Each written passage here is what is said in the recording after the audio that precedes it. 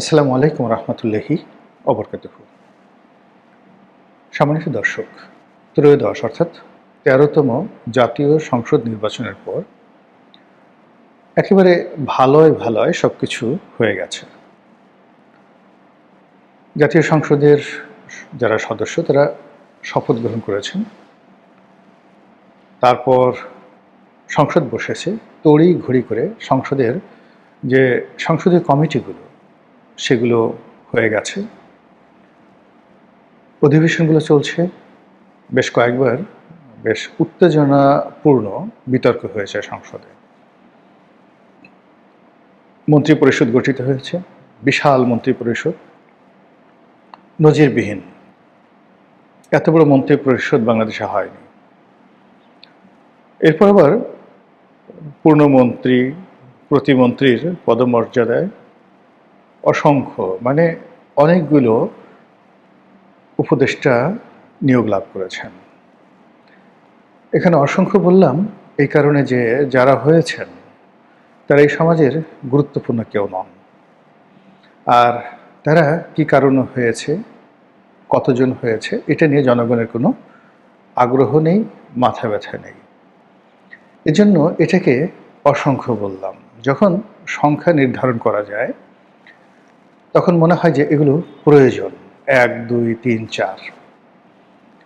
কিন্তু যখন একটা মানে যাকে বলা হয় গ্রুপ থাকে, সেটা মানুষ হোক বা অন্য কোনো প্রাণী হোক, আপনি যখন সেগুলোর সংখ্যা নিয়ে মাথা ব্যথার আপনার কোনো কারণ নেই। ১০ জন থাকলেও আপনার কিছু আসে যায় না, ৩ জন থাকলেও আসে যায় না, বা ৩,০০০ থাকলেও আসে যায় না। এক্ষেত্রে বলা হয় অসংখ্য। যেখানে সংখ্যা নেই সেখানে গুরুত্ব নেই। কাজেই কতজন মন্ত্রী হয়েছেন আর কতজন উপদেষ্টা হয়েছেন এটা নিয়ে জনগণের কোনো মাথা ব্যথা নেই। এবং একজন মন্ত্রী এ পর্যন্ত ক্রেজ তৈরি করতে পারেনি এবং জনগণের সামনে তারা আশা এবং আকাঙ্ক্ষার প্রতীক, ভালোবাসার বিমূর্ত প্রতীক রূপে কেউ প্রতিষ্ঠিত হতে পারেননি। তো সেই দিক থেকে পুরো যে ক্যাবিনেট, তাদেরকে আপনি বলতে পারেন অসংখ্য। দ্বিতীয়ত বিরোধী দলে যারা আছেন তাদের মধ্যে তাদের আচার আচরণ, চালচলন, কথাবার্তা এগুলো একেবারে এককেন্দ্রিক। বিশেষ এজেন্ডা, বিশেষ উদ্দেশ্য, বিশেষ লোভ, লালসা, কামনা, বাসনা ইত্যাদি নিয়ে একান্ত তাদের দলীয় যে বৃত্ত রয়েছে, বলয় রয়েছে, এটার মধ্যেই তারা ঘুরপাক খাচ্ছে। অন্যদিকে সরকারি দল বলতে যারা বোঝাচ্ছে তাদের মধ্যে এবং তাদের যারা জোট সঙ্গী আছে এদের মধ্যে পার্থক্য করা যাচ্ছে না। সেটা নুরুল হক নুরু বলেন, জোনায়েদ সাকিব বলেন, আমদালিব রহমান পার্থ বলেন ইত্যাদি। আবার নিজের দল বিলুপ্ত করে যারা যোগদান করেছেন, সাদাত হোসেন সেলিম, তারপর ববি হাজ্জাজ, এরকম হয়তো আরও অনেকেই আছেন। তো আমরা তাদেরকে কোনো কারণে অ্যাসার্টেন করতে পারছি না, পয়েন্ট আউট করতে পারছি না। আমাদের কাছে মনে হচ্ছে না যে তারা পার্লামেন্টে যাওয়ার ফলে বিএনপির কোনো উপকার হয়েছে, জাতির কোনো উপকার হয়েছে বা আগামীতে হবে। ফলে পুরো পার্লামেন্টে তাদের যে বিতর্ক, এই বিতর্কের সঙ্গে জনগণের স্বার্থ, জাতীয় স্বার্থ এটি রয়েছে বলে আমার কাছে মনে হচ্ছে না, একান্ত ব্যক্তিগতভাবে। আমরা জানি যে সংসদীয় গণতন্ত্রে পার্লামেন্টকে বলা হয় জাতীয় পার্লামেন্ট। জাতীয় শব্দের অর্থ হলো এ জাতির যা কিছু রয়েছে সব কিছুর স্বার্থ সংশ্লিষ্ট এবং সকল কিছুর রিপ্রেজেন্টেশনে এই পার্লামেন্ট গুরুত্বপূর্ণ ভূমিকা পালন করবে। এই পার্লামেন্টের মধ্যে বাংলাদেশের যে শুয়োরগুলো আছে, কুকুরগুলো আছে, কেঁচোগুলো আছে, সাপ, রয়্যাল বেঙ্গল টাইগার, আকাশের যে বায়ুমণ্ডল, নক্ষত্রমণ্ডলী অতদূর আমাদের যাওয়ার দরকার নেই, বায়ুমণ্ডল, পাহাড় পর্বত, ধর্মরাজি থেকে শুরু করে মানুষ, মানুষের দেহ, মন, মানসিকতা, চিন্তা, চেতনা, সমাজ, সব কিছু, মানে এই জাতি, একটা জাতি গঠন করতে যা যা লাগে, জাতি গঠন করতে কচু গাছ লাগে, কচুর লতি লাগে, জাতি গঠন করতে এমনকি এই ড্রেন লাগে, ড্রেন, ময়লা লাগে, আবর্জনা লাগে।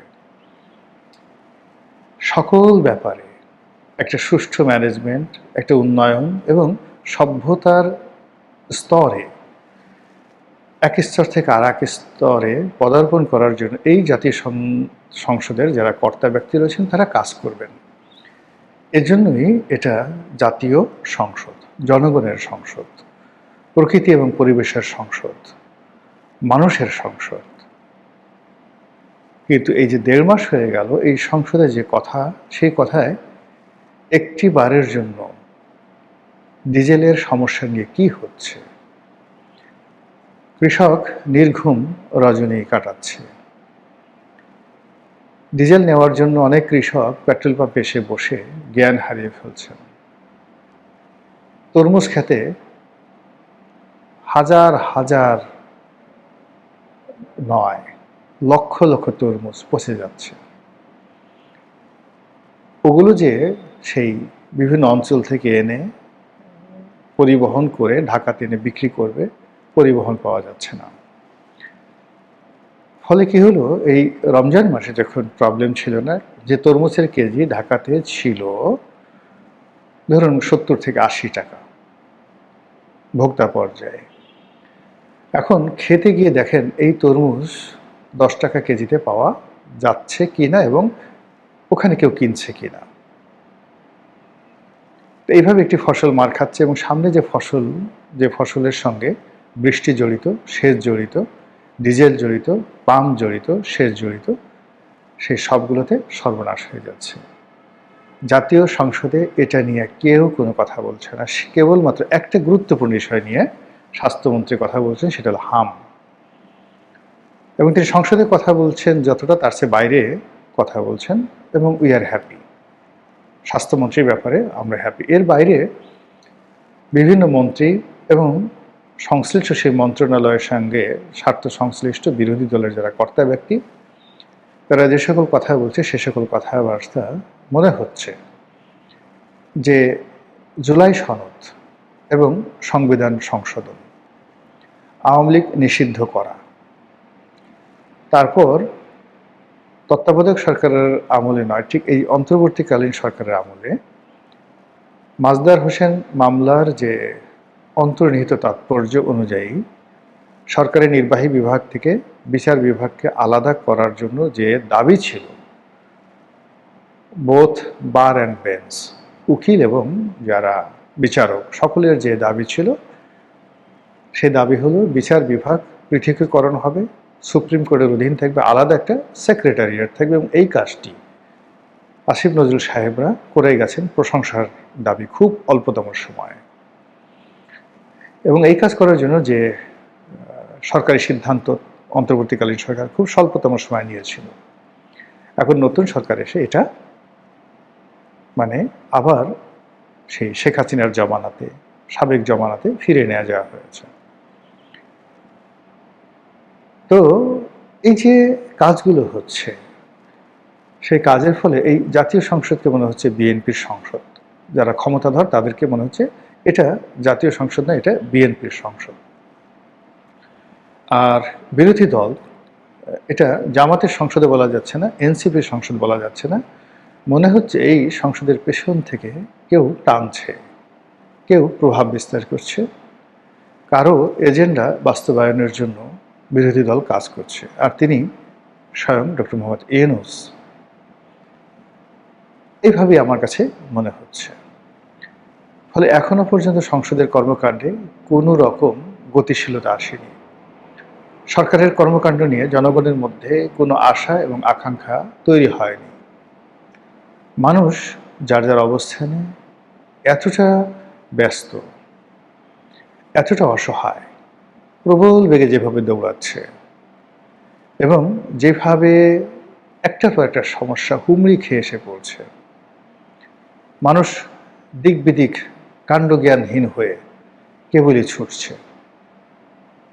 আজকে আমি এই ভিডিওটি করছি এপ্রিল মাসের 4 তারিখে। আকাশ ভীষণ রকম গরম। ঢাকা শহরের কিছু কিছু এলাকাতে বাতাস দেখা যাচ্ছে, যারা ঘনবসতিপূর্ণ এলাকা সেখানে বাতাস নেই। গ্রাম অঞ্চলে ভ্যাপসা গরম। ঢাকাতে ইলেকট্রিসিটি তুলনামূলকভাবে ভালো আছে, গ্রাম অঞ্চলে ইলেকট্রিসিটি নিয়ে মারাত্মকভাবে সমস্যা হচ্ছে। তার সঙ্গে পরিবহন সমস্যা। যে মানুষ দৌড়দৌড়ি করত রিজিকের জন্য, অফিসে যাতায়াত করত, সে মানুষ শুধুমাত্র পেট্রোলের ভয়ে, পেট্রোল কিনতে হবে এই জন্য সে ঘর থেকে বেরোচ্ছে না। যার জীবনযাত্রা এয়ার কন্ডিশন, গাড়ি, বাড়ি এগুলোতে মোটামুটি যে অভ্যস্ত হয়ে গেছে, সে মানুষটি পাবলিক বাসে করে, তার যদি চাহিদা না থাকে, সে কোনো অবস্থাতে ঘর থেকে এই প্রচণ্ড গরমের মধ্যে বের হচ্ছে না। ফলে ধরুন একজন ইন্ডাস্ট্রিয়ালিস্ট, তিনি যদি তার শিল্প কলকারখানাতে যেতেন, বসতেন, তার ডেইলি হয়তো কারো 5 লাখ, কারো 10 লাখ, কারো 1 কোটি টাকা অতিরিক্ত আয় হতো, ট্রানজ্যাকশন হতো। আর সে এখন ঘরে বসে যে হুকুম দিচ্ছে, হাকাম দিচ্ছে, যেহেতু তার সমস্যা নেই, কিন্তু তার শিল্প প্রতিষ্ঠান, ব্যবসা প্রতিষ্ঠান সব কিছু এই ডিজেলের জন্য মানে রীতিমতো হাহাকার করছে। এই অবস্থায় কতদিন চলে বলা যাচ্ছে না। আর এরই মধ্যে মার্কিন ডিপ স্টেটের যারা এজেন্ট রয়েছে, তারা এখনো পর্যন্ত বাংলাদেশের জন্য আমেরিকা কতটা গুরুত্বপূর্ণ, আমেরিকা থেকে কিভাবে এলএনজি আসছে, তারপর কিভাবে বাংলাদেশ থেকে রপ্তানি হচ্ছে, এই বিষয়গুলো লাইমলাইটে দেখানো হচ্ছে যে আমেরিকা ছাড়া বাংলাদেশে কোনো গত্যন্তর নেই। আর অন্যদিকে জামাতের যারা লোকজন, এনসিপির যারা লোকজন, তারা একদিকে ডক্টর মোহাম্মদ ইউনূসকে ডাকছে, অন্যদিকে তাকে ভয় দেখানো হচ্ছে, অন্যদিকে তার ভয়, ইউনূস সাহেবের ভয় দেখিয়ে সরকারকে চাপ প্রয়োগ করার চেষ্টা করা হচ্ছে। বিপরীতে বিএনপি, তারা মনে করছে যে যে কোনো মূল্যে ক্ষমতায় থাকতে হবে 2041 সাল পর্যন্ত, আরও বেশি। আর এই 41 সন পর্যন্ত ক্ষমতায় যদি থাকতে হয়, তারেক রহমান সাহেব এবং তার পরিবারকে মানে সবার মাথার উপরে রাজ মুকুট রূপে প্রতিষ্ঠিত করতে হবে। এবং এগুলো নিয়ে সব কথা বলা যায় না, বলা উচিত নয়। এমন ন্যাকামি, এমন স্যাসলামি শব্দটি আমি সাধারণত ব্যবহার আমি এই প্রথম করলাম। আপনারা যারা দেখেন আমার যাকে বলে কন্টেন্ট, তারা বুঝতে পারেন।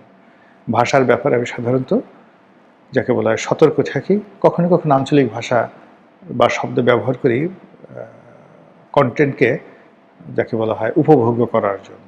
বরিশালের ভাষা বা ফরিদপুরের ভাষা, কথ্য ভাষা ব্যবহার করি। তো এই যে শব্দগুলো স্যাসরামি এখন অনেককে বড় করার জন্য এবং অনেককে ছোট করার জন্য রীতিমতো রাজনৈতিক নেতা, কর্মী এবং বুদ্ধিজীবী, সাহিত্যিক, সাংবাদিক, কবি যারা যারা আছেন, তারা রীতিমতো স্যাসরামি শুরু করেছেন। এই অবস্থায় আর যা হোক না কেন, জাতীয় সংসদের যে ভাব, যে মূর্তি, যে গৌরব, যে অহংকার, যে পরিবেশ, যে পরিস্থিতি, যে উজ্জ্বলতা, সেটি ক্রমশ ক্ষীণ থেকে ক্ষীণতর, ম্লান থেকে ম্লানতর হয়ে যাচ্ছে। এই অবস্থা যদি বেশি দিন চলে, বেশি দিন মানে কি, মাস 6 চলে, আমার কাছে মনে হচ্ছে যে বাংলাদেশের মানুষ ধৈর্য হারিয়ে ফেলবে। আর তখন কি হবে, অপেক্ষা করুন এবং দেখতে থাকুন। আসসালামু আলাইকুম রহমতুল্লাহি ওয়া বারাকাতুহু।